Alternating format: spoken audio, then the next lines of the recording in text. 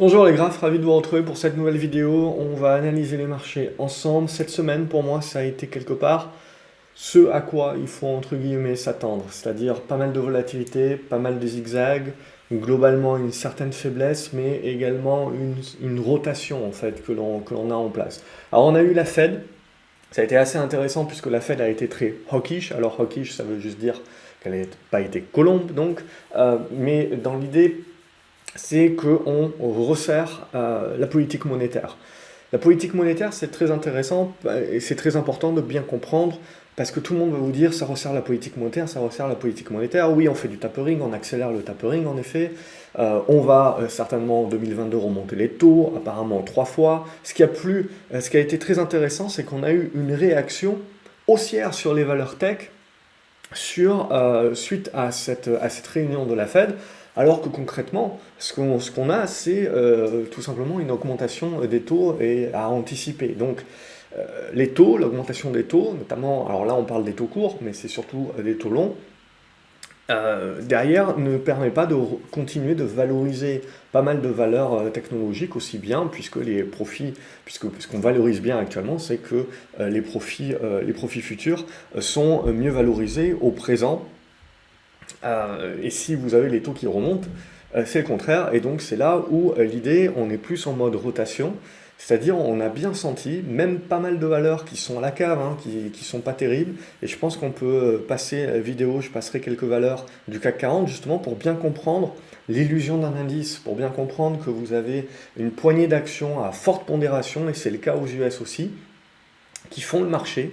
Et j'avais essayé justement de vous aiguiller sur ce point-là ces précédentes semaines, et c'est pour moi un point qui est central, parce que quand on regarde que le marché, on a une vue illusoire et biaisée de la réalité des choses. Et c'est pour ça que notamment la semaine dernière, j'avais dit, attention, notamment, attention à ce type de hausse-là sur le marché, c'est pas suivi. On manque de souffle et on a très peu de valeurs en fait qui participent à cette hausse.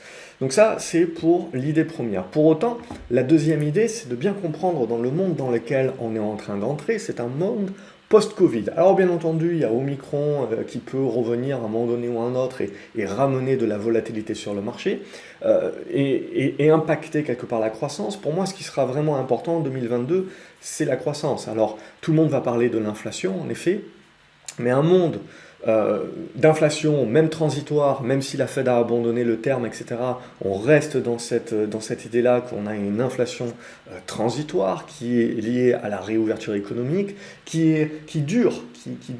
Pourquoi? Parce que les consommateurs et les entreprises ont beaucoup d'argent. Alors, ils dépensent énormément, mais ils sont encore énormément aidés. Donc, il y a énormément de la politique accommodante, et même si on parle de resserrement monétaire, etc., on a toujours une politique qui est extrêmement accommodante pour les années à venir, dans un climat des affaires qui est très bon, dans également une croissance qui est très intéressante, même si elle va commencer bien entendu à se normaliser l'année prochaine, on reste sur des taux de croissance qui sont très intéressants. Et donc tout ça évidemment c'est positif pour les sociétés. En 2022 on fera certainement un peu plus. Du coup, si on impacte la croissance, on va impacter un peu plus les chiffres d'affaires, ce qui fait que les sociétés qui avaient faussement un pricing power et qui profitaient du fait que les consommateurs avaient ce sentiment de richesse parce qu'ils avaient les pleines poches et qu'ils étaient dans la capacité de pouvoir acheter même si les prix augmentaient, là, à un moment donné, quand au fur et à mesure on va rentrer dans une baisse des aides gouvernementales, un resserrement monétaire, petit à petit, justement, cet excès d'épargne des consommateurs et des entreprises va commencer à se réduire. Et à partir de ce moment-là, les acteurs vont être beaucoup plus regardants sur les prix, ils ne vont plus accepter de payer des prix en hausse. Et c'est à ce moment-là qu'il va y avoir des recherches d'alternatives ou des achats remis à plus tard. Et c'est à ce moment-là que l'inflation devient transitoire, puisque l'inflation est finalement sa propre solution. Une fois qu'on a dit ça, évidemment, on ne parle pas de l'inflation à plus long terme, hein, à 2 ans, à 3 ans, où là, on a un besoin qu'on commence à toucher l'augmentation des salaires pour que ça soit réellement plus durable. Là, on parle vraiment sur ce qui va se passer ces prochains mois et ce que le marché va anticiper. Parce qu'au-delà de dire ça va se passer peut-être dans 6 mois ou dans 9 mois, il faut se dire que le marché, lui, c'est ce qu'il va chercher à anticiper. Donc c'est pour ça qu'on en parle justement, et même si quand les stats sortiront et quand tout le monde vous dira, bah oui, en effet, l'inflation était transitoire, le marché, lui, il sera déjà passé sur autre chose, il sera déjà en train de jouer la suite, le mouvement prochain. Donc c'est pour ça qu'il faut toujours un petit peu réfléchir en avance de phase pour voir quel scénario le marché joue. Donc l'idée, quand on revient ensuite à nos indices, l'idée est la même pour moi, c'est assez... Moi j'ai été surpris à titre personnel de la réaction du marché après justement l'annonce de la Fed. Alors on peut l'expliquer, on peut tenter de l'expliquer en se disant le marché est finalement soulagé parce que le marché déteste quoi? Le marché déteste l'incertitude. Donc le marché est finalement soulagé parce que la Fed finalement a arrêté d'être vague, ils ont donné un plan, ils ont donné un calendrier, mais ils ont également dit, s'il y a Omicron, s'il y a quoi que ce soit qui se passe, on sera là pour intervenir et continuer d'intervenir, etc. Donc le chevalier blanc continue d'être là, hein, le chevalier blanc de prêteur en dernier ressort continue d'être là, donc on continue d'avoir une certaine confiance. Mais pour autant, ce qui était le plus surprenant, c'est surtout, ça c'était intéressant pour les valeurs plus value, donc la rotation qui continue, qui revient un petit peu, mais c'est surtout les valeurs tech. Mais quand on regarde dans le détail, en fait, vous avez surtout une vingtaine de valeurs qui avaient bien réagi, en fait, et surtout grâce à l'effet momentum. Ne pas omettre également qu'aujourd'hui, c'est entre guillemets le dernier jour de l'année, puisque à partir de lundi, on a beaucoup de gérants, de fonds, etc., qui sont en dehors du marché, qui sont en vacances. Donc on devrait avoir moins de volume, ce qui ne veut pas dire moins de volatilité. Ce qui ne veut pas dire que ça ne va pas du tout être inintéressant, bien au contraire. Donc on va continuer de construire tout cela pour l'année 2022. Moi je pense que cette semaine-là, ça a été un bon avant-goût de ce à quoi il faut s'attendre sur 2022, c'est-à-dire un marché qui fonctionne vraiment sur des titres très momentum, un marché qui a des faiblesses de la volatilité et qui réagit très rapidement à cause de ce momentum, à cause de tout cela, avec de la volatilité, mais pour autant un marché qui a encore les poches pleines, hein. N'omettons pas que même si en effet on resserre un petit peu la vis des politiques, on reste dans des politiques accommodantes, on a toujours énormément de liquidités, il n'y a toujours pas d'alternative aujourd'hui, on va le voir sur les taux. Pour l'instant, ça ne bouge pas énorme, donc, et je veux dire, on est très loin aujourd'hui d'offrir une alternative aux actions. Donc qu'est-ce qu'on a finalement? C'est pas de l'argent qui déserte les marchés, c'est de l'argent qui cherche à se réinvestir ailleurs et qui fait donc de la rotation. Donc c'est ça qu'éventuellement on va continuer d'avoir sur ce début d'année 2022 et qui va éventuellement grossir. Donc on voit bien des prises de profit sur des valeurs tech qu'on peut considérer comme survalorisées, et on va mettre l'argent sur un peu plus d'actifs tangibles, même sur des titres qui sont à la cave. On voit pas mal de titres qui sont bien en tendance baissière, etc., mais qui sont en train d'acter des planchers. Éventuellement, et on sent que voilà, il y a quelques achats qui se font, qui sont plus des achats par défaut et des achats en mode défensif, en se disant j'achète un truc qui a de l'actif tangible, qui est sous-valorisé, et voilà, j'ai les ratios fondamentaux pour le justifier, en attendant éventuellement mieux, etc. Mais ce qu'il faut se dire, voilà, c'est qu'il ne faut pas tuer la tech d'un coup. Moi, avant de parler d'un retournement de marché à la baisse, moi, ce que je vois souvent, et ce que je veux voir finalement, c'est ce marché être attaqué, baisser, mais vous avez encore tout un tas, tout l'effet momentum, toute la psychologie, et donc et toutes les liquidités qui font que on continue de voir toute baisse comme une opportunité d'achat. Donc dans toute baisse, on achète et ça vous crée des rebonds. Alors vous allez avoir beaucoup de personnes qui vont dire le marché me balade complètement, il est complètement ma boule parce qu'un coup on baisse, le lendemain on remonte, après on rebaisse, on remonte, etc. C'est le zigzag, mais en fait qu'est-ce qui se passe? Qu'est-ce qui se passe? C'est que vous avez une tendance de fond qui est en train de se mettre en place, vous avez une lame de fond, mais elle ne se met pas du jour au lendemain. Le marché ne passe pas all-in ou all-out du jour au lendemain.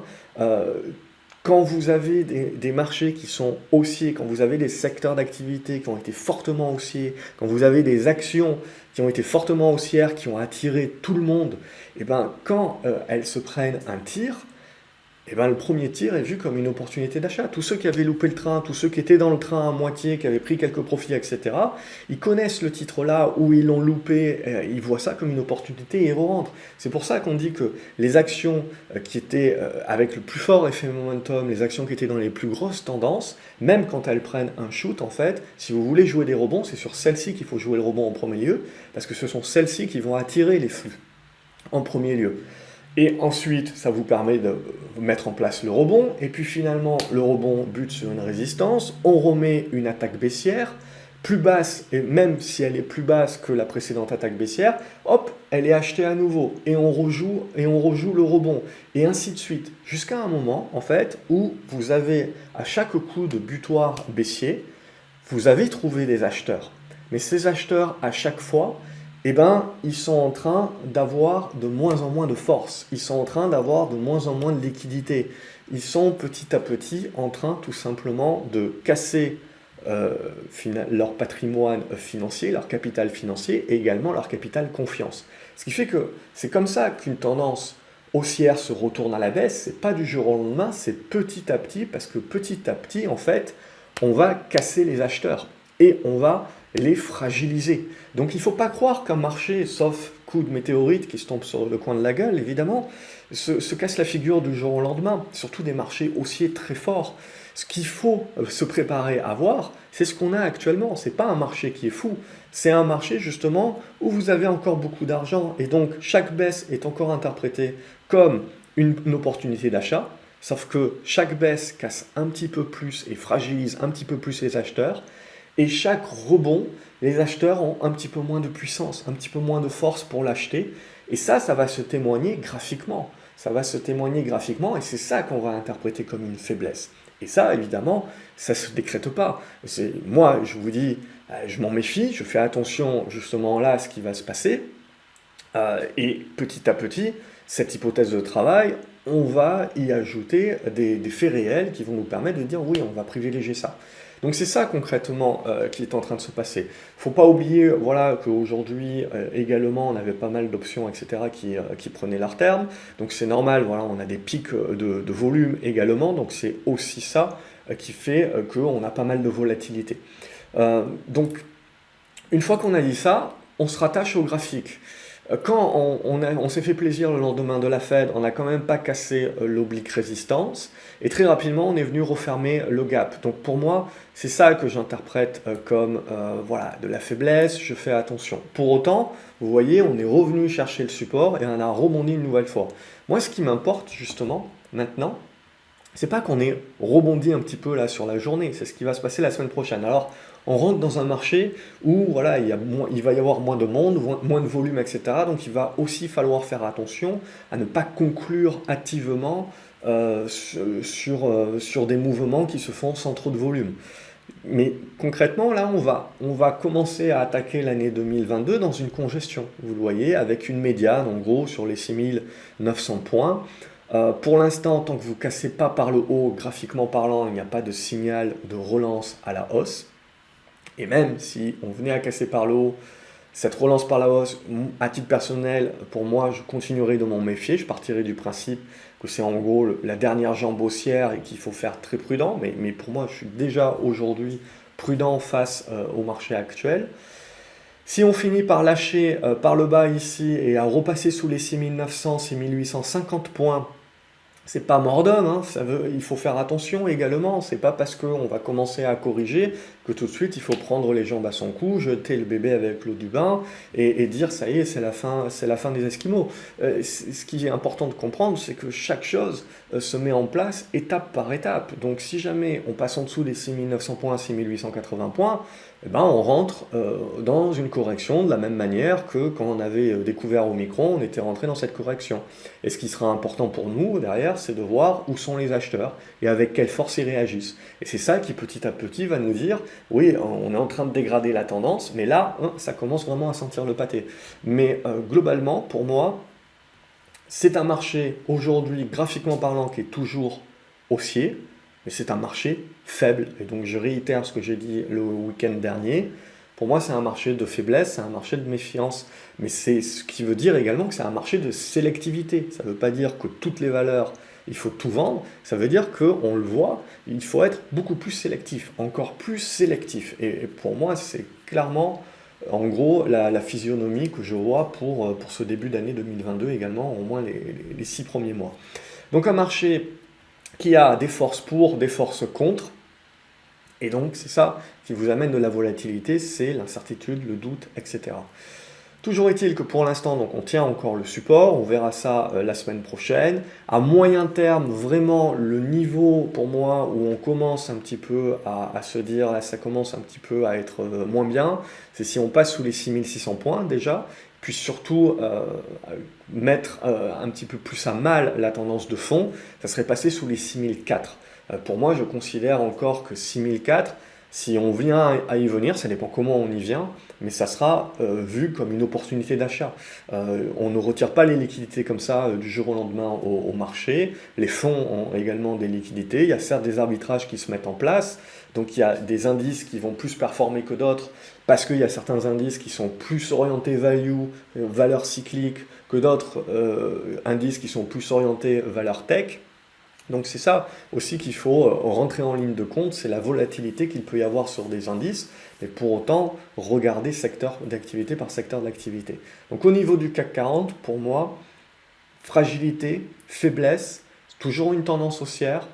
On validera cette fragilité-faiblesse si on passe en dessous des 6850 points, mais ce n'est qu'en passant sous les 6006 que l'on engagerait l'aspect correctif vers les 6004 que je considérerais moi comme un niveau à acheter. Après on verra la force du rebond, etc. pour savoir si c'est un point pivot qui permet de relancer une tendance X ou Y, ou si c'est juste un rebond, et derrière, sur cassure des 6004, il faut se méfier encore plus, mais ça, voilà, c'est de la projection, on n'y est pas, on n'y est clairement pas encore, donc on se concentre là, à court terme, pour moi, ce que j'ai vu cette semaine, c'est une validation du sentiment qu'on pouvait avoir le week-end dernier, c'est-à-dire un marché haussier, mais un marché qui se fragilise. Donc en gros, dans mon money management, dans ma prise de risque, je suis sur la fourchette basse. Quand on regarde au niveau du Nasdaq, on va retrouver cette volatilité. Donc, on avait commencé un petit peu à craquer en anticipant un petit peu la Fed, évidemment. Globalement, le marché avait bien anticipé ce que la Fed, moi je pense que beaucoup de personnes savaient que, de toute façon, Powell nous l'avait dit il y a 2 semaines, hein, il n'y avait pas besoin d'être très devin, il nous avait dit qu'il allait faire du tapering, et c'est ce qu'avec Omicron avait commencé à nous perturber un petit peu. Là par contre, ce qui a été intéressant, mais je pense aussi que c'est lié à des arbitrages de fin d'année, donc avec des fins d'options, etc. Je pense qu'il y a beaucoup de positions qui ont été débouclées, arbitrées, etc. Donc je le comprends comme ça aussi, mais par contre on voit 24 heures après, le marché a vraiment pris le temps de digérer, et que oui, pour les valeurs de croissance, on a un petit peu du vent contraire qui arrive.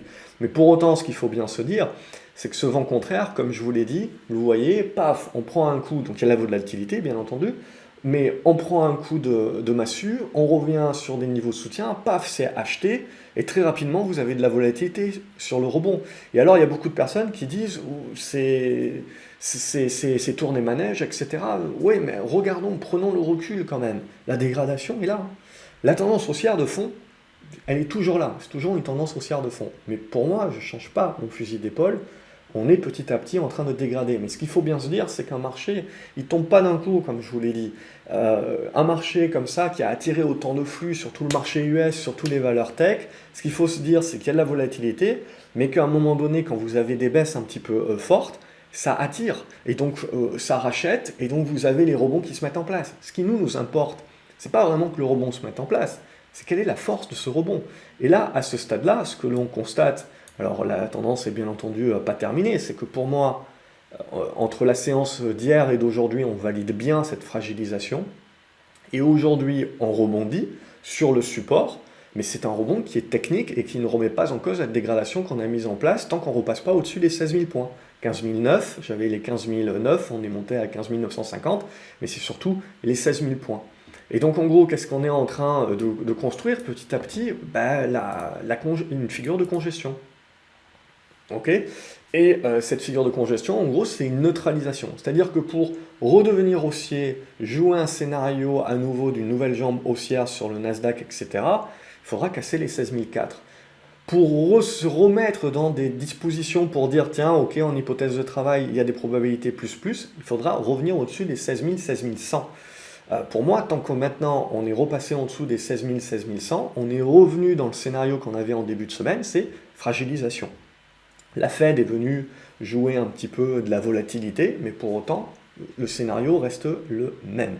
Et ce qu'il faut bien se dire, c'est que vous avez un rebond, éventuellement on mettra un autre chandelier, et puis on aura un nouveau rebond. Voilà, faut s'habituer au fait qu'on reste dans un marché qui a des liquidités, et donc qui va rester très certainement volatile. Voilà, je pense que vous avez compris l'idée. Et c'est pour moi ça qui est important de comprendre dans la psychologie du marché, dans la psychologie des foules, lorsqu'on n'est pas face à un risque soudain, que le marché dégueule d'un coup, on est dans justement des corrections, mais qui se font au fur et à mesure. Là, ce qu'il va falloir observer, évidemment, c'est si on commence à lâcher, vous voyez cette oblique ici par le bas, on peut commencer éventuellement à accélérer les choses sous les 15 500 points, ce qui nous fera revenir très certainement tester la zone des 15 002. Voilà, ça sera la zone. Mais concrètement, comme sur le CAC 40, même si là on est sur un indice qui est très tech, je pars du principe à ce stade-là que je ne sais pas si on va décider de corriger en un coup, si on va décider de faire du zigzag, ou si tout simplement on va rester encore dans la figure avant de relancer à la hausse. À ce stade-là, c'est chandelier après chandelier. Là, les derniers chandeliers me valident un scénario de dégradation. J'attends. On repasse au-dessus des 16 100. Je redeviens un peu plus positif, je joue éventuellement quelques valeurs. Mais dans mon esprit, pour l'instant, même si je passe à l'achat, c'est des achats de court terme, c'est des achats en mode prendre ce qu'il y a à prendre. Je joue des écarts en gros. Je ne suis pas en mode plein risque sur mon portefeuille, en mode également swing trade, je joue du suivi de tendance. Non, je ne suis plus dans ce mode-là. Donc, et après, voilà, c'est de l'observation. Après, mon sentiment personnel, c'est de faire toujours attention par rapport à ça, parce qu'on n'a pas agrandi la porte de sortie de secours, et donc il faut être habitué, il faut s'attendre à avoir de la volatilité. Jusqu'à présent, grâce justement à l'effet momentum, on n'a pas trop senti cette vraie volatilité sur les indices, parce que vous avez une poignée de valeurs qui continue à truster les encours. Mais regardez un petit peu toutes les actions qui avaient fait la mode du début 2021, vous en avez un paquet qui sont à moins 70, moins 80% de leur plus haut du premier trimestre 2021.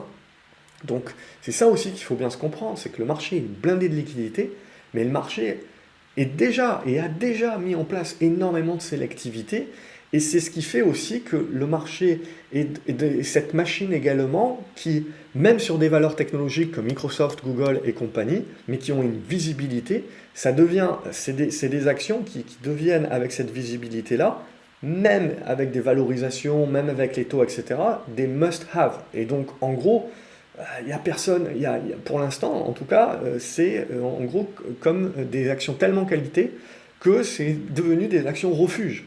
Donc, et comme ces actions-là sont surpondérées dans les indices, eh ben, à ce stade-là, vous avez un paquet de flux justement qui sont sortis des titres un petit peu plus PQ, machin bidule, à droite et à gauche, et qui sont venus s'engouffrer petit à petit dans ces valeurs-là. Mais tout le monde a les mêmes valeurs. Donc vous avez des encours énormes dans les mêmes valeurs.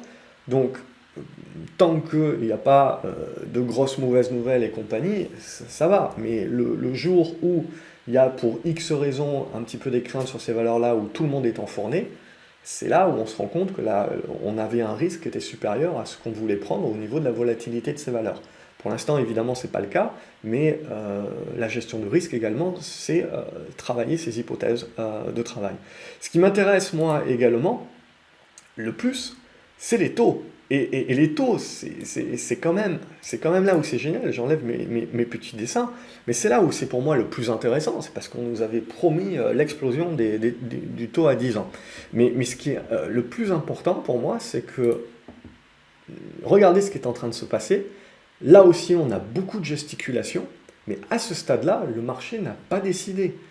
Et pour moi, honnêtement, ce que je me dis, c'est que si avec une inflation à 6-7% aux US, mon taux à 10 ans est toujours en train de graviter à 1,5, 1,6 et ne monte pas, voire on le voit avec les obligations là, qui sont en train de remonter, c'est là où je me dis, qu'est-ce qu'il faut au taux long pour remonter maintenant? Je dis, si les taux longs ne remontent pas maintenant dans les conditions de marché actuelles, quand est-ce qu'ils vont remonter? Donc c'est là justement où c'est très important aussi dans ses propres hypothèses de travail de se questionner. Et parce que pourquoi? Ça vous permet de rester objectif et ça vous permet en tant qu'investisseur de savoir retourner la veste. Parce que le plus important en bourse, c'est pas d'avoir raison ou d'avoir tort, c'est de savoir retourner sa veste. De savoir, d'avoir plusieurs hypothèses de travail, justement, c'est pas d'être sûr qu'un truc va se passer. Hein, ça, vous pouvez être sûr d'un truc qui va se passer, vous faites des milliards, vous faites un joli film sur Hollywood, et tout le monde apprend la mauvaise leçon qu'il faut avoir des certitudes, y aller all-in, et puis si vous avez tort, vous tenez, vous tenez, vous tenez. Évidemment, il n'y a aucun film sur les 99% de mecs qui ont tenu et qui ont fini à zéro. Mais ce qui est pour moi le plus important, et la raison pour laquelle je suis encore en train de vous parler aujourd'hui, c'est de savoir à un moment donné abandonner certaines convictions. On ne parle pas de certitude, on parle de conviction, et jouer ce que le marché joue. Et là, pour moi, ce qui est le plus intéressant, justement, on le voit, c'est que le marché, il est détendu. Alors, les taux sont ce qu'ils sont, mais à ce stade-là, on voit qu'on est quand même globalement détendu. Et surtout, graphiquement parlant, les probabilités commencent quand même à devenir plus favorables au fait que l'obligataire va monter. Et là, comme je vous l'ai dit, il faut faire attention. Il ne faut pas penser que du coup, si les obligations montent, ça veut dire que les taux baissent. Donc, youpi, oh là là, j'achète de la tech. Non, il faut faire plus attention à ça. C'est que le marché également, alors Omicron n'est pas mort, mais c'est également que le marché peut se dire à un moment donné, peut-être que j'ai été trop positif sur la croissance que je vais avoir encore en 2021. J'ai Omicron, mais j'ai d'autres éléments qui peuvent encore me bloquer ma croissance. Et si ma croissance est moindre, j'ai certaines sociétés qui vont avoir un moindre chiffre d'affaires, et ça va commencer, et si elles ont un moindre chiffre d'affaires, ça va commencer à se voir qu'elles n'ont pas de pricing power pour certaines d'entre elles. C'est là où on va faire vraiment le tri qui n'avait pas été fait en 2020 entre les titres qui ont un vrai pricing power et ceux qui n'en ont pas, mais qui profitent du fait que les gens ont cette sensation, et les entreprises, cet effet de richesse parce qu'ils sont blindés de cash, et donc même si en fait les entreprises arrivent à passer des augmentations de tarifs, même sans avoir de pricing power, parce que finalement les gens et les entreprises ont beaucoup de cash eux-mêmes, donc ils acceptent de payer plus cher. Mais ça va commencer à changer petit à petit. Et c'est là où on verra la vraie différence entre les vraies sociétés qui ont du pricing power et celles qui n'en ont pas vraiment et qui ne seront plus capables de passer leur augmentation de tarifs. Et là, leur marge, parce que vous avez l'augmentation des coûts évidemment avec les matières premières, X ou Y, et là leur marge commence un petit peu à coincer. Et donc, pour moi, c'est ça l'enjeu de 2022, finalement, c'est pas l'inflation. Parce que je pense qu'on l'a déjà joué, on est en train de jouer l'effet transitoire, etc. Peut-être ça sera un plus gros sujet pour moi, comme je vous en avais parlé dans différentes vidéos, pour dans 3 ans, 4 ans, peut-être ça deviendra plus quelque chose une lame de fond plus durable, mais plus linéaire, en augmentation plus linéaire, et pas exponentielle suite à réouverture Covid. Mais pour moi, ça va être justement tout ce qui peut venir gâcher la fête et les certitudes que l'on a sur les croissances. Parce qu'aujourd'hui, toutes les valorisations sur les actions momentum sont basées sur ça. Et c'est ça qui peut amener de la volatilité. Et là, ce que l'on voit sur l'obligation, c'est ça que je trouve intéressant sur l'obligataire, c'est que c'est pas fait, hein, bien entendu, on est encore dans un ventre mou, hein, assez neutre. Mais si on arrive à casser ça par le haut, on a également donc une détente sur les taux qui se met en place, malgré une politique beaucoup plus hawkish sur les banques centrales. Et après, pour moi, ce qui m'intéresse beaucoup actuellement, mais ça c'est plus pour la guerre des monnaies, c'est que l'on le voit au niveau des banques centrales, si toutes ont eu la même politique à l'entrée de la crise Covid, aucune n'a la même politique de sortie de crise actuellement. Et donc c'est là où on va avoir des différences. On voit la Fed, la Banque centrale d'Angleterre qui a été la première, alors la première, il y a eu les banques nordiques et puis les Russes également aussi qui ont déjà augmenté leurs taux. Mais si on prend vraiment dans les plaques tournantes financières, entre guillemets, la banque centrale anglaise qui augmente ses taux, ce n'est pas des augmentations énormes, hein. Je vous rappelle également ce qu'on se dit. On est dans un monde qui est très endetté et qui a besoin d'énormément investir. Donc on est dans un monde où les banques centrales tentent de remonter leurs taux et de faire du tapering, mais leur marge de manœuvre est très petite, très fine, hein. On n'est plus dans les années 2000 où on avait des taux à 6 ou 7%, ou de ce que j'ai connu moi entre 2003 et 2007, où on a eu, maintenant je ne sais plus, mais c'était quand on augmentait les taux, on ne les augmentait pas de 0,25%, et puis on en avait des augmentations tous les 3 mois. Et ce qui est important de comprendre aussi, c'est qu'à cette époque-là, si vous avez la croissance qui va avec, vous pouvez avoir de l'inflation, pas trop forte, mais vous pouvez avoir de l'inflation, de la croissance et de l'augmentation de taux, et votre marché peut être haussier. Alors certes, le marché va plus privilégier la value, et donc à ce moment-là, vous avez l'Europe qui surperforme, oui, même si les moins de 20 ans ne peuvent pas connaître, mais globalement, ça arrive aussi, et il ne faut jamais dire jamais. Donc voilà un petit peu les éléments. Une fois qu'on a dit ça, là aussi, ce qui était très intéressant, c'est que l'or ne faisait rien jusqu'à présent, restait très neutre. Alors, il ne faut pas non plus s'emballer pour l'instant, mais on voit que là aussi, on s'est réveillé un petit peu 24 heures après la Fed en se disant, tiens, ok, il y a peut-être un petit quelque chose, un arbitrage à jouer. Pour l'instant, il n'y a pas grand-chose à se mettre sous la dent, mais il y a un léger mieux et il faudra réussir à le confirmer et il faudra réussir à rester au-dessus des 1790 $. Ce qui va vraiment m'intéresser, c'est un débordement évidemment des 1850, 1860 $. Là, on commencera à se dire, on a peut-être un nouveau cycle haussier qui peut se mettre en place. Sur l'argent, c'est la même idée, on a un bon rebond qui se met en place, mais pour l'instant, ça reste du rebond. Avant de parler de retournement haussier, de relance de ces scénarios, justement, couverture, protection, sur ce genre de choses-là, on n'y est pas encore, mais on commence à avoir des réactions, des supports qui tiennent, etc. Et au niveau du Brent, on a fait notre purge au micron, on a fait notre rebond au prorata, et on bloque sur les anciens supports qui deviennent résistants. Et donc là, on est en train, tout doucement, de rebaisser en mode congestion. Et ce qu'on attend là, c'est est-ce qu'on en sort par le haut, c'est-à-dire revenir au-dessus des 80-85 $, ou est-ce qu'on en sort par le bas, c'est-à-dire repasser en dessous des 67 $, et après, il y aura un morceau ici sur les 60 $. Et de la construction. Il ne faut pas omettre également que début 2022 peut être une phase où on a l'impression que c'est du yo-yo, mais en fait c'est des constructions de figures qui peuvent durer plusieurs semaines, plusieurs mois, et en fait on rentre dans une indécision, c'est-à-dire le marché commence à avoir tout valorisé, et on rentre derrière dans du yo-yo, dans du trading en fait, dans du range, parce qu'on est en attente petit à petit de nouvelles indications qui nous permettront de redevenir positifs, ou au contraire, de vraiment corriger parce qu'on a un certain nombre de vents contraires qui commencent à pousser. Mais il ne faut pas omettre qu'avant cette phase de décision-là, vous pouvez avoir et des nouvelles tendances, vous pouvez avoir une phase de construction, de zigzag, et donc de congestion, et donc de neutralisation, qui peut durer X temps.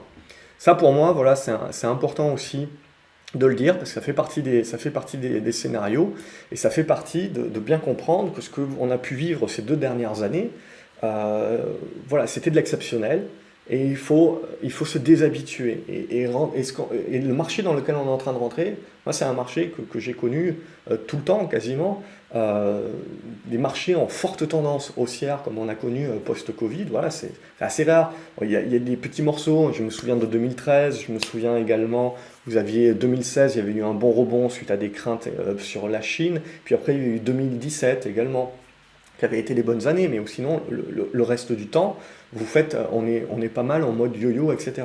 Alors après, ça impose d'être sélectif et il y a toujours des valeurs qui performent, mais voilà un petit peu l'idée. Donc ce que je voulais faire aujourd'hui, plutôt que de rentrer dans un certain détail des différentes actions, c'est vous faire un petit topo sur les actions du CAC 40. Et on va les passer, alors on va les mettre dans l'ordre des performances aujourd'hui, parce que les performances aujourd'hui nous en apprennent pas mal. Hein, déjà, ce que l'on voit direct, c'est que vous avez pas mal de bancaires qui trustent un petit peu le point bas, pardon, qui sont un petit peu, qui trustent le point bas. Donc là aussi, c'est bien comprendre aussi que même si on parle d'augmentation des taux courts, la Banque Centrale Européenne, elle, a dit, nous, on va faire du tapering, oui, mais augmentation des taux, même 2022, c'est pas sûr. Donc on voit bien aussi là les différences entre les banques centrales, et ça aussi, ça va être très intéressant, les différentes politiques de banque centrale pour les monnaies. Et comme je vous le dis souvent, il y a des gens voilà, qui m'écrivent et qui me disent, tu vois, le marché turc, il fallait investir, etc. Regardez toujours les monnaies. C'est comme l'année dernière, le Venezuela, etc., où on vous parle que c'est la meilleure performance. Enfin, c'est des gens qui comme d'habitude, toutes mes vidéos sont toujours orientées vers ça, qui font des raccourcis. Et le raccourci classique, c'est de se dire, oui, j'ai la bourse turque qui est en train d'exploser. Ouais, mais regardez la tronche de la monnaie. Elle est en train d'être dévaluée à mort. Donc en fait, votre marché ne fait que, au mieux, compenser en fait la perte de valeur de la monnaie. Donc ça aussi, c'est important de le comprendre, et ça marche également vis-à-vis du dollar, hein, bien entendu. Mais c'est juste que vous n'êtes pas, sur un laps de temps court en complète dévaluation. Mais ce qu'il faut bien se dire, quand vous avez tous les gens qui également vous expliquent que le marché haussier monte de 9%, de 6, 7, 9% également en annuel, et qu'on vous montre un joli graphique depuis 1900, il faut aussi mettre le petit graphique du dollar depuis 1900, et vous verrez aussi que c'est une manière de protéger votre capital et une manière de gagner de l'argent, mais surtout une manière d'éviter de se faire complètement dévaluer son cash. Parce que historiquement, de toute façon, c'est ce qu'on fait. Et vous avez beau avoir tous les mecs sur YouTube, etc., qui crient au scandale de la dévaluation, de la dette, etc., il n'y a rien de neuf. Il n'y a rien de neuf. Et ce qu'il faut bien se dire également, si vous regardez un chart du dollar depuis 1900, vous allez vous rendre compte que la dévaluation du dollar, je pense, est à 90% facilement. Mais entre-temps, depuis 1900, les États-Unis sont devenus première puissance économique mondiale. Ils ont le 5e PIB également mondial. Après, bon, on peut discuter de la santé, des trucs comme ça, mais en gros, on n'a jamais vécu aussi longtemps, on n'a jamais été, entre guillemets, mieux éduqués, lettrés, même si pour certains on se demande. Mais voilà, l'idée aussi, c'est de bien comprendre ce que permet cette dévaluation, ce que permet la dette aussi. Et de revenir également, quand on parle de la période actuelle où les banques centrales n'ont pas vraiment de marge de manœuvre, parce qu'on a de la dette à gérer, on a également un gros investissement à gérer. Et ça va être permis aussi grâce au taux réel négatif. Et donc, on se renvoie à la fin de la Seconde Guerre mondiale aussi pour rentrer dans ces niveaux-là. N'omettez jamais également que si à un moment donné vraiment on perd le contrôle, les taux longs également, ça se régule. Hein. À la sortie de la Seconde Guerre mondiale, les taux longs étaient bloqués. Donc ça, c'est tout un tas de choses aussi qui sont importantes à rentrer en ligne de compte, parce que sinon, n'importe qui peut vous dire la dette, le truc, le machin, et vous faire paniquer. Mais il faut relativiser les choses, prendre du recul. Et historiquement, on sait très bien qu'il faut parler plus en pourcentage, évidemment, parce que vous avez la dévaluation qui est venue. Donc les montants n'ont plus rien à voir, bien entendu. Donc il faut faire attention de ne pas comparer des montants, parce que sinon on compare des pommes et des patates. Allez, j'ai fini mon point. Ce qui pour moi est le plus intéressant sur le CAC 40, c'est qu'en gros vous avez les valeurs qui sont à la cave et qui sont en tendance baissière et qui se font défoncer déjà depuis un petit moment, qui sont en fait celles qui sont les plus résilientes. Et quelque part, c'est en connotation à ce que je vous disais au début de la vidéo, c'est de dire, tiens, on a cette sensation qu'en gros, on dérisque et on prend des profits sur des valeurs qui ont bien fonctionné, et donc on sécurise une performance, et on sort pas du marché, mais on va aller chercher des valeurs qui ont un aspect entre guillemets value, même si Worldline évidemment c'est plus une valeur de croissance, mais qui sont revenus à des niveaux tels qu'on considère que fondamentalement c'est pas cher, même si bien entendu il faut toujours faire attention, ça peut toujours devenir moins cher que pas cher, hein. Mais l'idée voilà est là. Alors après graphiquement parlant c'est des tendances baissières bien entendu, mais c'est ça qui est important de regarder, c'est de voir justement que le marché fait quand même de la rotation, va quand même chercher des dossiers qui sont pas tip-top, mais qu'il va considérer comme intéressants et comme pas chers. On a du Carrefour également, donc on a la distribution aussi. Là aussi, graphiquement parlant, il y a encore du boulot. Il y a notamment ce niveau des 16 euros qu'il faudrait casser. Mais là aussi, on voit que le marché va chercher de la défense. Hein, donc vous avez Airbus, donc là aussi c'est intéressant, puisqu'évidemment il y a Omicron, tout ça, donc c'est pas tip top les cycliques, mais toujours est-il que graphiquement parlant, quand vous regardez Airbus, à ce stade-là, il n'y a rien à se mettre sous la dent.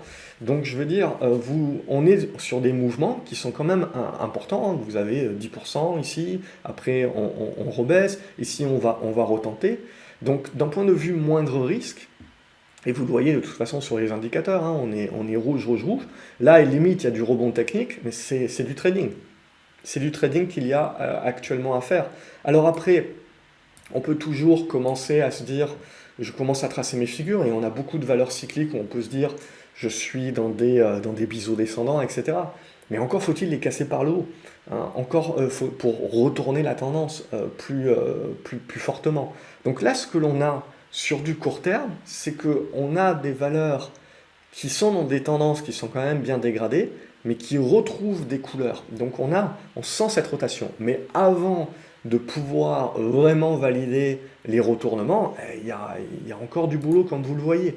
Unibail, même chose, on est dans ce beau biseau descendant, mais pour l'instant, il va falloir casser par le haut également. Donc c'est des choses intéressantes à regarder sur du court terme, parce que ça vous indique également, tiens, l'argent ne se barre pas, l'argent reste sur le marché, va s'investir un petit peu sur des titres un peu plus value cycliques, mais pour autant ça ne suffit pas encore aujourd'hui à marquer des retournements. Et c'est là aussi où vous devez commencer à réfléchir au CAC 40, parce que les valeurs qu'on vient de regarder, qui sont celles qui, à ce stade-là, sont dans des tendances dégradées, mais en train de marquer des rebonds, c'est des petites pondérations du CAC 40.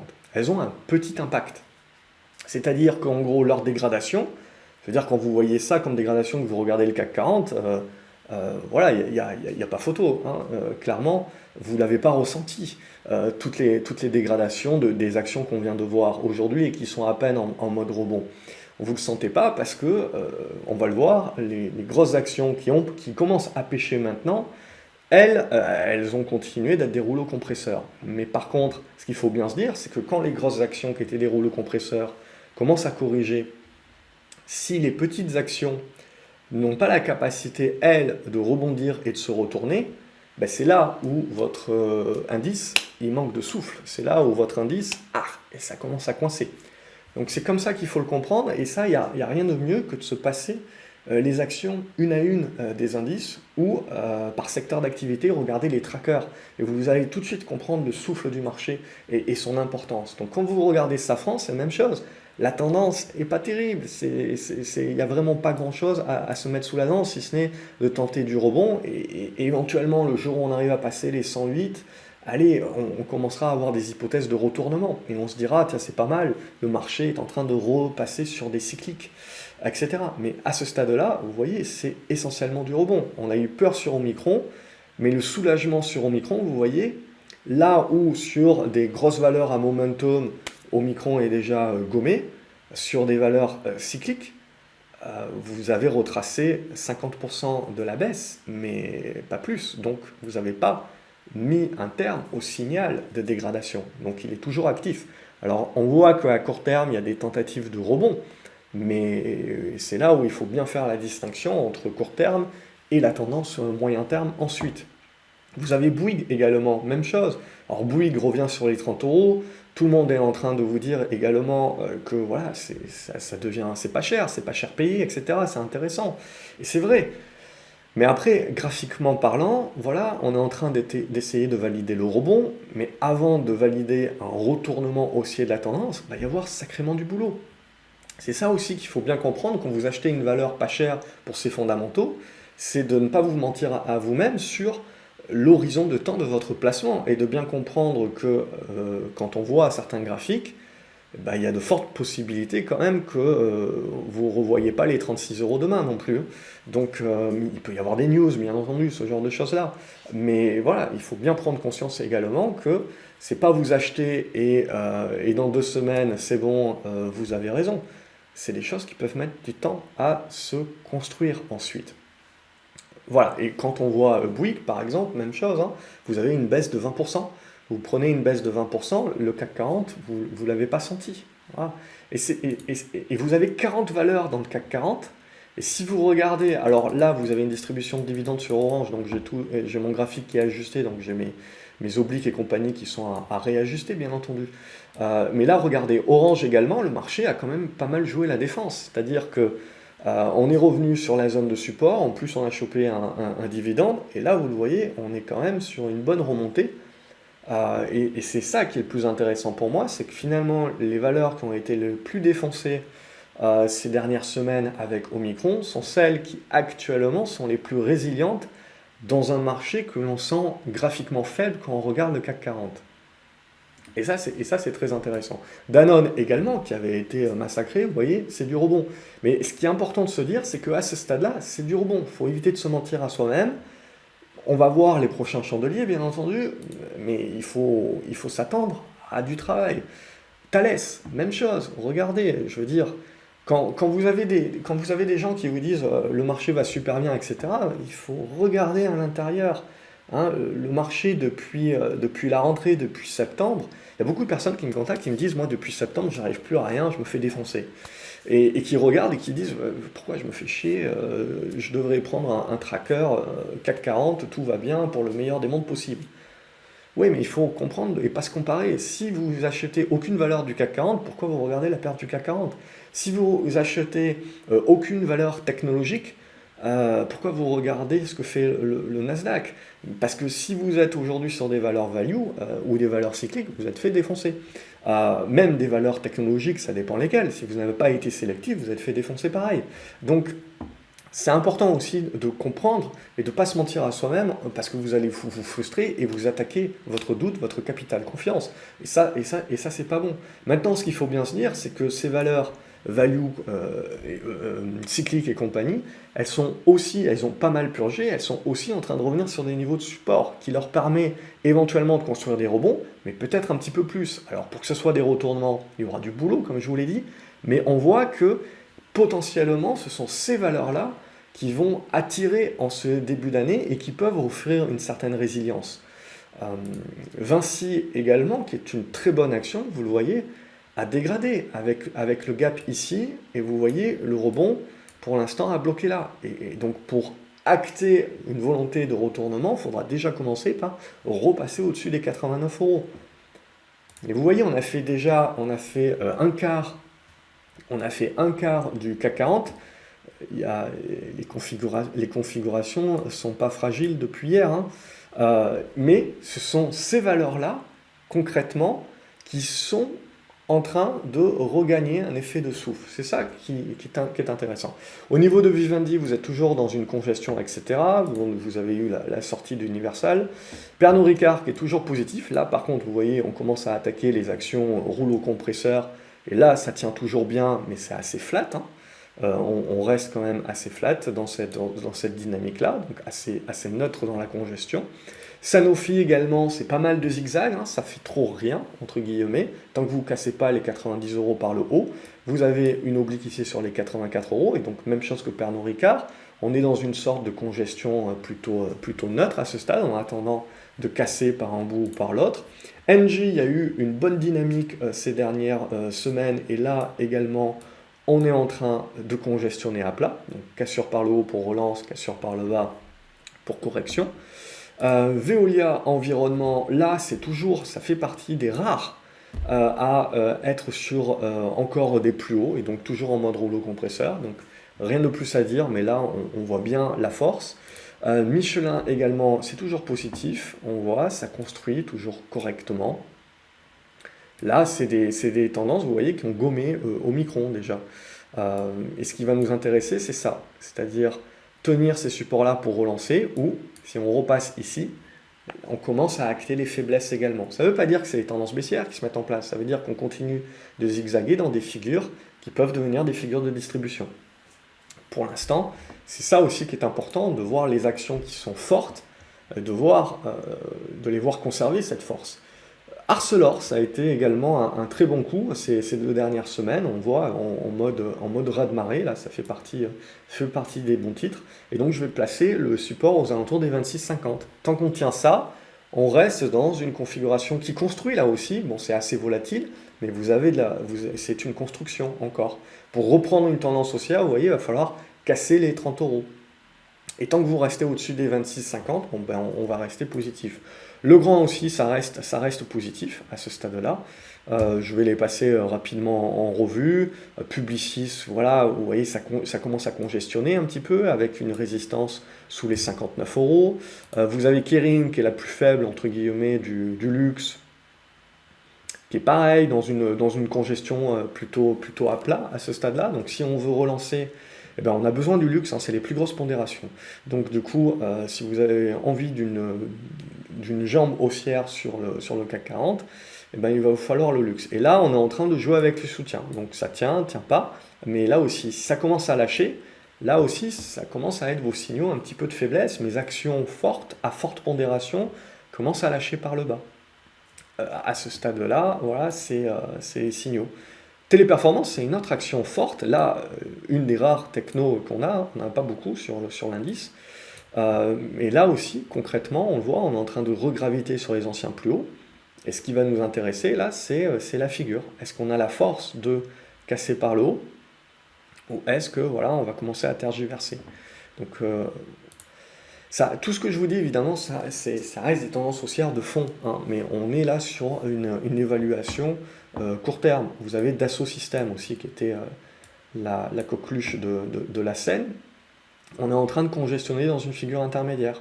Vous cassez par le haut, on relance la tendance haussière, mais là où vous devez acter le côté méfiance, etc., c'est si ces actions-là commencent à casser par le bas. Et sans que toutes les actions un petit peu plus cycliques value qu'on a vues ne réussissent pas à remonter la pente, et fortement, parce qu'elles sont moins pondérées dans l'indice. Hein. Donc c'est là pour comprendre les rotations. Saint-Gobain également, pour moi, c'est en train de neutraliser, vous voyez, dans cette figure de congestion. Donc on a beaucoup de figures de congestion. Air Liquide, c'est toujours propre. Hein. C'est toujours propre. On peut, à court terme, mettre un premier niveau, je dirais, sur les 149. Ici, je mettrai l'autre niveau à 145. Donc, tant que vous restez là-dedans, c'est plutôt propre à ce stade-là. Sous les 145, voilà, on commencera un petit peu à faire attention. ST Microelectronics, c'est la même chose. Hein. On tient une très forte valeur haussière qui tient bien, mais on est en train, voilà, de construire les congestions. Bref, vous avez compris l'idée. C'est-à-dire que ces valeurs-là, il faut s'attendre à ce que, éventuellement, comme on voit à ST Microelectronics, vous perdez quasiment 10% hein, sur 2 séances, mais du coup, vous avez une réaction parce que vous venez sur l'ancien sommet, qui joue un rôle de support, et paf, vous réussissez à reprendre 2, 3, 4% assez rapidement. Là, ce qui va importer, ce n'est pas le zigzag qu'on va prendre, c'est petit à petit qu'on affine la figure. Et ensuite, la tendance vous est donnée si on casse par le haut ou par le bas. Donc c'est ça pour moi qui est important. On va juste regarder quelques bancaires également. Et voilà, ce qui est important, c'est les bancaires aussi qui étaient également très motrices du CAC 40. On est là aussi en train de rentrer, vous voyez, dans des figures. Ce n'est pas des tendances baissières, on n'est pas encore dans des tendances baissières, mais voilà, on est en train de rentrer dans de la congestion, dans du zigzag. Donc il faut s'adapter, il faut s'attendre à ce que voilà, il y ait pas mal de volatilité. Capgemini également, c'est toujours très propre. Valeur tech aussi qui fonctionne très bien. Mais là aussi, on voit, on a tenté un nouveau départ, on bloque ce nouveau départ. Ça fait partie pour moi des faiblesses. Je ne rentre pas dans les détails des indicateurs, etc. J'y rentre dans l'académie, mais globalement, voilà, ça va au-delà, évidemment, de l'analyse. mais c'est ce genre de choses-là. Voilà, et après vous avez des gros titres également comme Eurofins, etc., où on le voit aussi, on a des tentatives qui sont avortées, bref, on est en train de rentrer un petit peu dans des ranges. Et il faut attendre de savoir par quel sens on en sort pour la physionomie de la suite. Voilà, Alstom aussi qui continue de se faire purger, mais on est arrivé aujourd'hui sur un support. On verra s'il arrive à tenir. Donc on voit les valeurs à la cave, on voit sur des journées comme aujourd'hui, alors ça s'en fait bien défoncer avant bien entendu, mais éventuellement on est en train de marquer un petit peu des soutiens. Et puis on va terminer sur LVMH, mais voilà, même chose, vous voyez, on bloque sur une résistance oblique, on n'arrive pas à passer, au moment où on aurait pu tenter la sortie, on refaiblit. Donc évidemment, ce n'est qu'en cassant les 675 euros et sous les 650 euros que réellement la tendance se dégraderait. Mais quand vous êtes sur du court terme, voilà, vous sentez bien que euh, ce moteur-là, ce moteur-là est éteint. Donc on est en attente évidemment, il faut chandelier après chandelier pour pouvoir valider, mais c'est ça aussi qui marque les faiblesses. Donc voilà, quand on parle de faiblesse, quand on parle de manque de souffle, etc., c'est parce qu'on fait une analyse plus fine et plus détaillée au-delà de l'indice. Et on va à l'intérieur des indices, on va à l'intérieur des secteurs d'activité et on va voir vraiment ce que le marché fait. Et on voit aujourd'hui que le marché, de toute façon, avait pas mal dégommé, on voit, et pas mal corrigé. Mais si vous regardez, vous avez une dizaine de valeurs du CAC 40 qui sont fortement pondérées, qui sont encore dans des tendances OK, mais qui sont en train de souffler, de consolider à plat, etc. Et les actions qui sont fait massacrer et qui sont en tendance baissière, hein, vous en avez pas mal. Donc c'est ça qui est surtout très important à comprendre, c'est que vous pouvez avoir un indice de 40 valeurs qui est quasiment proche de ses plus hauts, mais quand vous regardez le détail, vous avez en fait 10 valeurs qui sont vraiment dans des grosses tendances haussières. Le reste, c'est du neutre, et vous en avez une bonne vingtaine qui sont dans des tendances baissières, et certaines bien actées. Donc c'est ça aussi qui est important de comprendre dans l'illusion des indices. Voilà, je voulais goupiller sur ça, je vous souhaite un excellent week-end. N'oubliez pas de vous abonner à la chaîne pour ne pas louper les autres vidéos que je publie, me dire ce que vous en pensez dans les commentaires, et éventuellement regarder une autre vidéo qui s'affiche à droite ou à gauche, je ne sais plus. Excellent week-end à vous, allez graphes, à la prochaine.